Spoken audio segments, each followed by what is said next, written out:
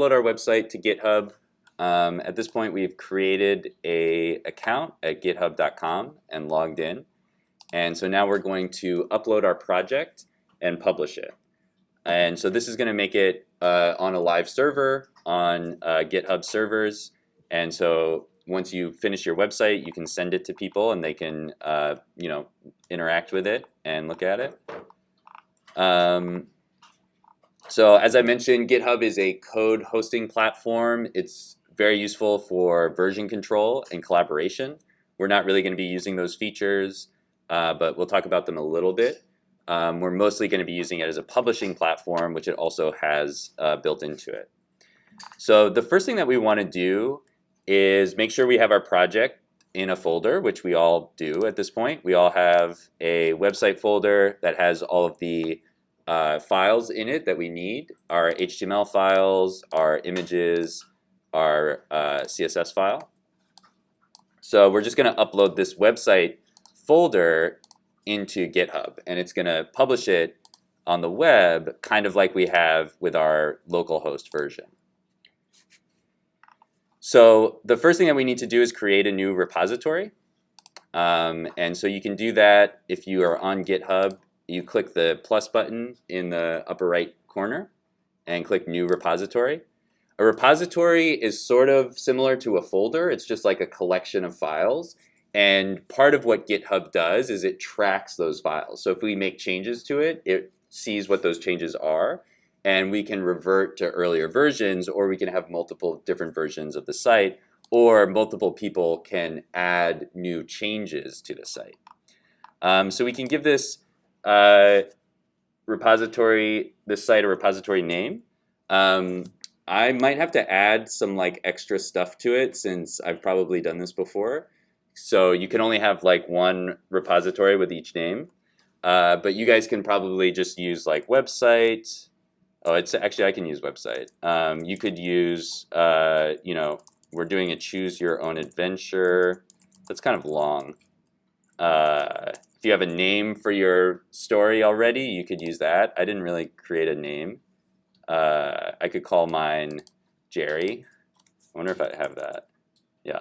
So you can really call it whatever you want. I'm going to call mine website Spring 22 so that I can use this in the future. So feel free to call that whatever you want. It doesn't really matter, but that will be, whatever you call it there is what the URL is going to be eventually. And you can put a description if you want to. You don't really need to. I'll put, this is the class website example for MMP 100, spring 2022. And you can choose public or private. If you want to publish it and make it available for other people to see, you do need to choose public. So you should choose the public option there. You don't really need a README file. You could add a git ignore if you want. This is a file that will tell your computer to ignore certain files.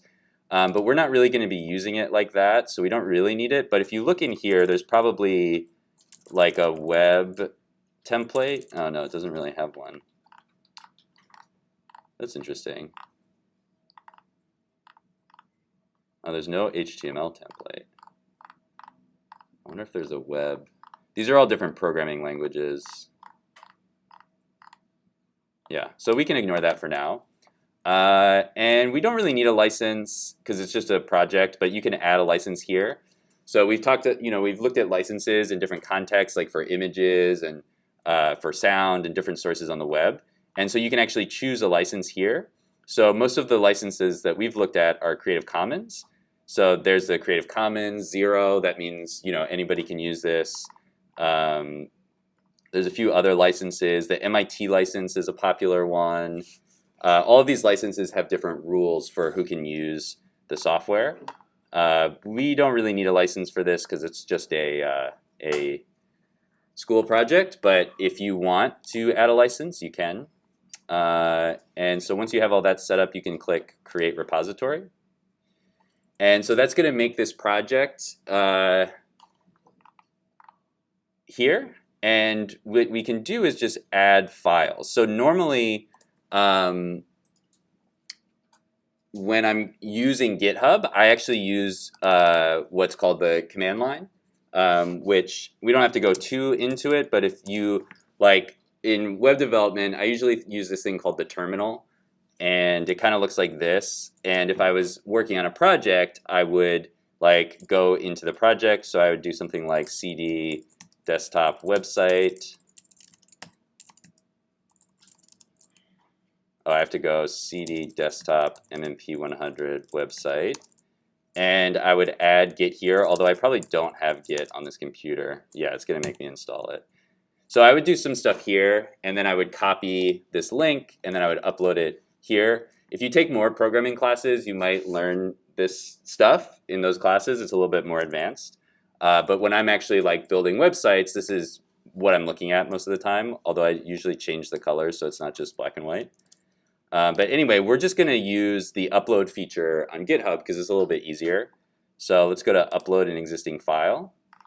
And then we can just choose files or drag our files here. So the tricky part here is we want to think of this website as the same thing as this website. So we don't really want to drag this whole folder here, because then we'll have our website folder inside of the folder that already exists. What you want to do is drag these files, all of the files that make up your website, so that this website folder matches this one. So just grab all those files and drag them up here. If you drag the whole folder, it's not the end of the world. We can fix that. But what you want to do is drag these files. You can also click and open up you can click on choose your files and use the file browser and just select all the files in here. Although it's not letting me. Yeah, I was just about to say it's not letting me. The same thing. Huh.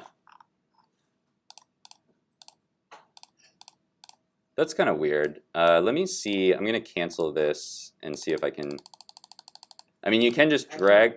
Oh, no, it still doesn't do it. Okay, so if I go to choose files, website. Oh, I guess, yeah, it won't let me. If I choose a folder and then choose a file, is it going to make that folder? No. Okay, so you have to be careful. If you can drag, just drag. If you can't drag for some reason, just take the main files, and we can do those first. And there's no add a folder button. Okay. So let's just commit this, and then we'll figure out if there's another way to add the files. But if there's not, we can just drag and drop. Okay, so when you add the files, you have to do what's called a commit. A commit is like saying these are the files I want, and these are the changes I want to make, and this is good to go. And usually you have to add a message here that explains what the changes that are being made are. We're not really going to be like collaborating with other people at this point in the class, so it doesn't matter that much. But normally when you're working on a Git repo, I'll show you guys like a Git repo that I've worked on real quick. So just to give some sense of what these messages usually mean, this is a friend of mine's website that a lot of different people have contributed to. So you can see all of the commits here. And so you can see each commit has different messages that explain what they're for. So updates links, latest version, lots of updates. That's not a very specific message. Tweaks. So these are all different messages that kind of explain, here's some stuff that I did last year. So like I wrote a message that said updated style with font loading changes. So it kind of explains to the other people why you're making this change. We're not really collaborating, so it doesn't matter that much. So we can write whatever we want here. But I'm just going to say uploading main folder files, since we're trying to figure out this folder thing. And we can add more context here if we want to. And then I just click commit changes. And there's my files. And so if I look at my commit history, you can see that's the commit that I just made, and it shows me all the code that I added, and it's going to keep track of it. So we won't do a lot with that today, but I'll go over when we make changes to our website and re-upload it on Thursday. I'll kind of explain more then. So let's see if we can add folders. So if I go to create new file, no, it doesn't let me do that. What if I go to upload files? It doesn't really look like there's a way to create a folder. Let me Google it. GitHub create folder. Okay. To create a new folder, create a new file, type in your folder's name, and then the folder name. Okay. Let's see.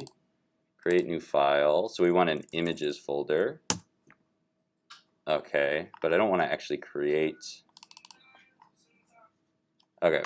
So I think we have to drag and drop. I'll look into this more later, but it's still pretty easy to do if we just go to upload files.